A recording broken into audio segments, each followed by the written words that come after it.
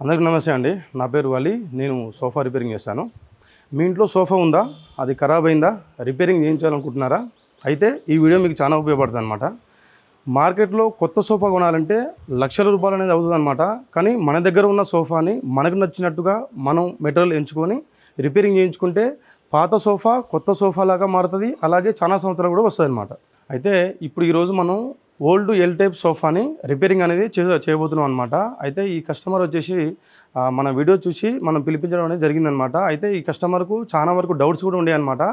పాత సోఫాని రిపేరింగ్ చేస్తే అసలు కొత్త సోఫాలా అనేది అవుతుందా, అలాగే మనం ఈ సోఫాని ఎక్కువ సంవత్సరాల వరకు అనేది వాడుకోవచ్చు అనేది ఇలా చాలా వరకు డౌట్లు అనేది ఉండే అనమాట. అయితే ఈరోజు మనం ఈ సోఫాని అయితే ఎల్ టైప్ సోఫాకి సంబంధించి మంచి డెన్సిటీతోని అలాగే ప్రీమియం క్వాలిటీ ఫ్యాబ్రిక్తోని మనం రిపేరింగ్ అనేది చేయబోతున్నాం అనమాట. మంచి మెటీరియల్ కనుక మనం సోఫాకి వాడుకున్నట్లయితే సోఫా లైఫ్ అనేది చాలా సంవత్సరాలు కూడా వస్తుంది. అలాగే ఇంకో విషయం ఏంటంటే ఒక ఓల్డ్ సోఫా రిపేరింగ్ చేయించుకోవాలనుకున్నప్పుడు అసలు ఎంత కాస్ట్ వస్తుందనేది కూడా చాలా మందికి డౌట్ అనేది ఉండొచ్చు అనమాట. అయితే ఒక పాత సోఫాని తక్కువలో కూడా రిపేరింగ్ చేసుకోవచ్చు, అదే సోఫాని మనం ఎక్కువలో కూడా రిపేరింగ్ అయ్యేలా చేసుకోవచ్చు అనమాట. అది మన చేతుల్లో ఉంటుంది. మనం తీసుకునే మెటల్ మీదనే ఆధారపడి అనేది ఈ సోఫా అనేది ఉంటుంది అనమాట. ముఖ్యంగా అయితే అసలు సోఫాలో ఏమేమి ఖరాబ్ అయినాయి అనేది అది చూసుకోవాలి మనం. అవి ఏదైతే ఖరాబ్ అయినాయో అవి ఒక్కటి మార్చుకుంటే మనకు సరిపోతుంది. ఏవైతే మంచిగా ఉంటాయో అవి మార్చుకోవాల్సిన పని అయితే లేదనమాట. ఫ్యాబ్రిక్ కూడా తక్కువ నుంచి ఎక్కువ వరకు ఉంటుంది అనమాట. ఫర్ మీటర్ వచ్చేసి 200 250 కానీ మొదలు పెడితే 600 700 ఇంకా ఎక్కువ కూడా ఉంటాయి అనమాట. కానీ మన సోఫా తగ్గట్టు మనకు నచ్చిన ఆ రేటు ఫ్యాబ్రిక్ ఈ డిజైన్ ఇవన్నీ సెలెక్టింగ్ చేసుకొని కనుక మనం ఎంచుకున్నట్లయితే ఆ రేటు తక్కువ అవుతుంది, ఆ రేటు ఎక్కువ కూడా అవుతుంది అనమాట. అయితే ఈరోజు మనం ఈ ఎల్ టైప్ సోఫా అనేది రిపేరింగ్ అనేది చేయబోతున్నాం అనమాట. సిట్టింగ్లో అయితే 40 డెన్సిటీ ఫోమ్ అనేది మనం వాడబోతున్నాము. అలాగే ఫ్యాబ్రిక్ వచ్చేసి ప్రీమియం క్వాలిటీ ఫ్యాబ్రిక్ అనేది మనం వాడబోతున్నాం అనమాట. ఈ సోఫా మనం మంచి మెటీరియల్తో కనుక మనం రిపేరింగ్ చేసుకుంటే మాత్రం ఖచ్చితంగా 4 నుంచి 5 సంవత్సరాలు ఈజీగా వస్తుంది అనమాట. ఈ లక్షలు పెట్టి మనం కొత్త సోఫాలు కొనేదానికంటే మన దగ్గర ఉన్న సోఫాని మనకు నచ్చిన మెటీరియల్తో రిపేరింగ్ చేసుకుంటే సోఫా లుక్ కూడా మారుతుంది, అలాగే చాలా సంవత్సరాలు కూడా వస్తుంది అనమాట. చాలా మంది కూడా ఇంకో డౌట్ ఉంటుంది అనమాట. ఏంటంటే పాత సోఫా రిపేరింగ్ చేయించాలంటే అసలు ఎంత ఖర్చు అనేది వస్తుంది.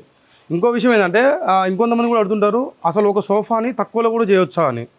తక్కువలో కూడా చేయొచ్చు, అదే సోఫాని మనం ఎక్కువలో కూడా చేయొచ్చు అనమాట. ఎందుకంటే మెయిన్ ఏంటంటే మెటీరియల్ బేస్ చేసుకునే ఉంటుంది అనమాట. మెటీరియల్ ఒకవేళ తక్కువ కాస్ట్ చేసుకుందాం అనుకోండి తక్కువలో అయిపోతుంది, అదే ఎక్కువ కాస్ట్ చేసుకోవడానికి ఎక్కువలో అయిపోతుంది.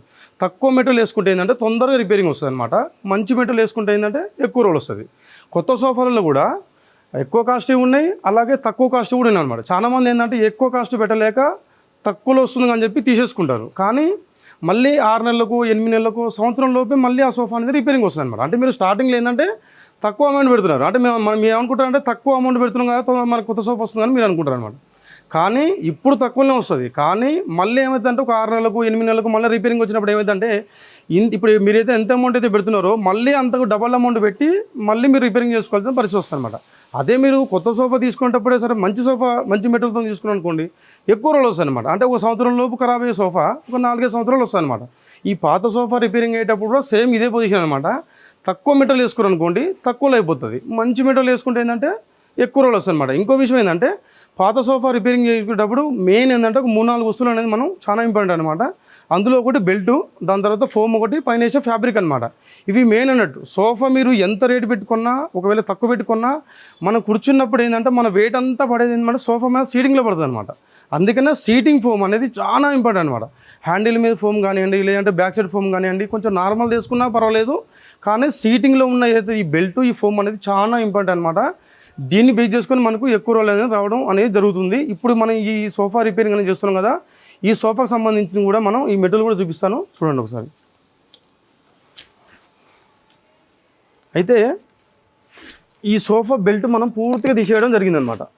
ఈ పాత సంబంధించిన ఈ బెల్ట్ అనేది పూర్తిగా తీసేసాం అనమాట. ఎందుకు తీసేసినామంటే మంచిగా ఉన్నది, కాకపోతే ఏంటంటే ఇందులో యాక్షన్ అనేది ఎక్కువ లేదనమాట. పాత బెల్ట్లో యాక్షన్ అనేది ఎక్కువ లేకపోవడం వల్ల మనం బెల్ట్ను పూర్తిగా రిమూవ్ చేసేసి అంటే పాత బెల్ట్ మొత్తం తీసేసి కొత్త బెల్ట్ కొట్టడం జరిగిందనమాట.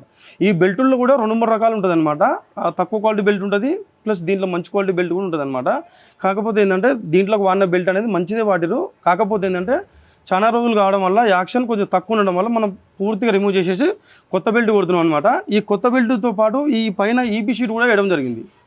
చాలా సోఫాలకు అంటే కొన్ని సోఫాలకు ఈపీ షీట్ వేస్తాం, కొన్ని సోఫాలకు ఏమన్నమాట. అది సోఫా దాన్ని బట్టి మనం ఉంటుంది. ఈ ఈపీ షీట్ ఎందుకు వాడతాం అంటే ఫోమ్ అనేది తొందరగా డౌన్ కాకుండా ఉండడానికి అనేది ఈ వైట్ కలర్లో ఈపీ షీట్ అనేది వాడతాం అనమాట. ఈ పైన ఫోమ్ వచ్చేసి మనం 40 డెన్సిటీ ఫోమ్ అనేది వాడడం జరిగింది. అయితే ఈ ఈ సీటింగ్లో ఎప్పుడైనా సరే తక్కువలో మనం 32 డెన్సిటీ అనేది మినిమం వాడుకోవాలి. ఎందుకంటే ఈ 32 డెన్సిటీ కంటే కూడా తక్కువ కూడా వాడుకోవచ్చు. కానీ ఏమైందంటే మళ్ళీ 6 నెలల సంవత్సరం లోపు మళ్ళీ రిపేరింగ్ అనేది వస్తుంది. మినిమం ఈ సీటింగ్లో ఫోమ్ అనేది మినిమం 32 డెన్సిటీ వాడుకోండి. 40 డెన్సిటీ వాడుకుంటే ఇంకా బెస్ట్ అనమాట, ఇంకా ఎక్కువ రోజులు వస్తుంది. ఈ సోఫాకి అయితే మనం 40 డెన్సిటీ ఫోమ్ అనేది వాడినాం అనమాట.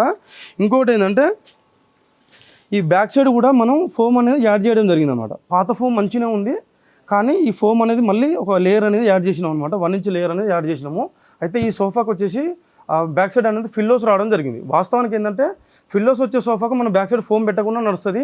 కాకపోతే ఏంటంటే మనం ఒకవేళ రేపు రోజు ఎప్పుడైనా ఫిల్లోస్ తీసి కూడా మనం కూర్చోవాలంటే కూడా ఆ కంఫర్ట్ దొరకాలంటే కాబట్టి మనం ఈ 1 ఇంచ్ లేయర్ అనేది మనం యాడ్ చేస్తున్నాం అనమాట.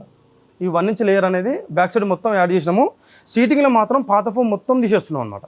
ఎందుకంటే మనం కూర్చున్నప్పుడు వెయిట్ మొత్తం ఈ సోఫా సీటింగ్లో పడుతుంది కాబట్టి ఎప్పుడైనా సరే అంటే సోఫా ఒకవేళ ఫోమ్ మంచుకుంది అనుకోండి 1 ఇంచ్ లేయర్ వేసి కూడా చేసుకోవచ్చు. కానీ ఒకవేళ మీకు డౌట్ ఉందనుకోండి, ఒకవేళ మనం చేసినా కానీ ఎక్కువ రోజులు రాదు అని అనుకున్న డౌట్ మీకుంటే మొత్తం తీసేసాడు బెస్ట్ అనమాట. బెల్ట్ కూడా సేమ్ అదే పొజిషను. ఒకవేళ మంచిగా ఉందంటే బెల్ట్ మొత్తం టైట్ చేసుకోవచ్చు. మధ్యన కూడా మనం లేయర్స్ యాడ్ చేసుకుని కూడా బెల్ట్ టైట్ చేసుకోవచ్చు. లేదు ఒకవేళ మీకు డౌట్ ఉన్నది ఆ బెల్ట్ కూడా నడవదు అనుకుంటే బెల్ట్ కూడా పూర్తిగా తీసేసి ఫోమ్ కూడా పూర్తిగా తీసేసి మనం చేయడం అనేది జరుగుతుంది. ఈ సోఫాకి అయితే మనం ఫోమ్తో పాటు బెల్ట్ కూడా మొత్తం కొత్తది కొట్టడం జరిగింది. ఎందుకంటే మళ్ళీ ఒక 4 సంవత్సరాలు మళ్ళీ మనం ఈ సోఫాని వాడుకోవాలి కాబట్టి బెల్ట్ కూడా మార్చాము. అలాగే సీటింగ్లో ఫోమ్ కూడా కొత్త ఫోమ్ అనేది వేయడం జరిగింది అన్నమాట. దీని తర్వాత ఫ్యాబ్రిక్ అనేది కటింగ్ స్టిచ్చింగ్ ఉంటుంది, ఫినిషింగ్ అనేది ఉంటుంది అనమాట. లాస్ట్లో చూడండి సోఫా మొత్తం అయిన తర్వాత చూడండి పాత సోఫాకి కొత్త సోఫాకి ఈ తేడా కూడా గమనించండి. సోఫా రిపేరింగ్ చేసుకునేటప్పుడు మాత్రం ఇవన్నీ గమనించుకోండి. ఎందుకంటే మనకు తక్కువలో అంటే మీకు 10,000లో సోఫా రిపేరింగ్ చేయాలని చేసేస్తాను నేను. కాకపోతే ఏంటంటే మీకు మళ్ళీ తొందరగా రిపేరింగ్ వస్తుంది అనమాట. మనం మంచి మెటీరియల్ వేసుకోగాక మనం చేయించుకుంటే మనం ఎక్కువ రోజులు వస్తుంది, చాలా సంవత్సరం కూడా వాడుకోవచ్చు. మళ్ళీ ప్రాబ్లం రాదు, మళ్ళీ రిపేరింగ్ చేసుకోవాల్సిన అవసరం లేదు. ఇంకో విషయం ఏంటంటే ఓల్డ్ సోఫా రిపేరింగ్ కూడా అంటే మార్కెట్లో చాలా మంది ఉంటారు, కానీ ఎవరికి పడితే వాళ్ళకు ఇవ్వకండి. ఎందుకంటే ఈ సోఫా రిపేరింగ్ చేయాలంటే చాలా సామాన్లు కావాలి, దాంతోపాటు చాలా అనుభవం కూడా కావాలన్నమాట. మీరు ఒకవేళ తక్కువలో అవుతుందనో లేకపోతే టైం లేదనో ఎవరు పడితే వాళ్ళకి సోఫా రిపేరింగ్ ఇచ్చేసారు అనుకోండి, మీ సోఫా మళ్ళీ ఖరాబ్ అవుతుంది తొందరగా. అందుకనే కొంచెం అనుభవం ఉన్న వాళ్ళకి ఇస్తే ఏంటంటే వాళ్ళు సోఫా మంచిగా చేస్తారు. దాంతోపాటు ఇంకో విషయం ఏంటంటే ఈ మధ్యన చాలా మంది కూడా బండ్ల మీద తిరుగుతారు అనమాట. ఏది సోఫా రిపేరింగ్ చేస్తాం అనేది అని బండ్ల మీద తిరుగుతారు. వాళ్ళ దగ్గర మీరు గమనించండి. ఇంకోటి ఏంటంటే రిపేరింగ్ చేసే ముందు ఒక ఫోటో తీసుకోండి. మీ సోఫా ఫస్ట్ రిపేరింగ్ చేసేటప్పుడు ఒక ఫోటో తీసుకోండి. చేసిన తర్వాత కూడా చూడండి. ఒకవేళ మీకు తేడా అనిపిస్తే చేయించవచ్చు. తేడా లేకపోవడం కాక ఇక ఈ ఉన్న సోఫాను కూడా ఖరాబ్ అవుతుందండి. ఎందుకంటే వాళ్ళ దగ్గర సామాన్లు ఉండవు, ఆ అనుభవం ఉండదు. ప్లస్ వాళ్ళు వేసే మెటీరియల్ కూడా నార్మల్ మెటీరియల్ వాడతారు. ఎందుకంటే తక్కువలో చేయాలి కాబట్టి నార్మల్ మెటీరియల్ వాడతారు. అందుకనే ఎప్పుడైనా సరే సోఫా రిపేరింగ్ చేసేటప్పుడు ఇవన్నీ కూడా గమనించుకోండి. సోఫా తక్కువలో కావాలంటే తక్కువలో చేస్తాం, ఎక్కువలో కావాలంటే ఎక్కువలో కూడా చేస్తాం అనమాట. ఓవరాల్గా ఫినిషింగ్ మొత్తం చూడండి. పాత సోఫాకి కొత్త సోఫాకి చాలా లుక్ కూడా మారుతుంది. ప్లస్ ఈ సోఫా ఎక్కువ రోజులు కూడా వాడుకోవచ్చు. ఎందుకంటే మనం బెల్ట్ కూడా పాత బెల్ట్ ఏం వాడలేదు, అలాగే కొత్త ఫోమ్ కూడా వాడినాం కాబట్టి చాలా సంవత్సరాలు కూడా వాడుకోవచ్చు. లాస్ట్లో కూడా మరొకసారి చూపిస్తాను చూడండి.